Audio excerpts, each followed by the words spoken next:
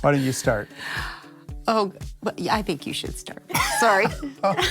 So we've been going to this church for a long time, and we wanted to get more involved, and so we signed up for an all-in group. When we joined, we didn't know anybody in the group. Nobody else knew each other either. So we got to know each other as we went along. We're all very unique. Some people in our group are raising kids. Some people like us are older. Some people are from different countries.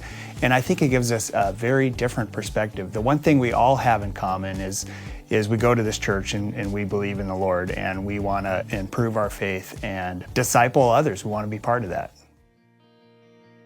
We'd been meeting for some time and talking about faith and building faith. And yeah, somebody in our group said, well, why don't we do something? Let's go do something. And so the first thing we did was we signed up to do a meal with Congregations for the Homeless. And then we also checked in with the church about other opportunities, and they connected us to some Afghan refugees. The request was to do laundry to prepare a house to receive them. And laundry was pretty easy, so we decided to do a few more things to welcome the family. Then we had the opportunity to meet the family, and we realized there was a lot more that we could do.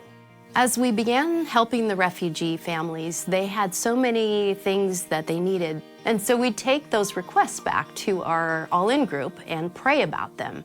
What was so cool and amazing to see is how God would answer those prayers in just the most fantastic ways. And it was really a great opportunity to experience relying on God to provide.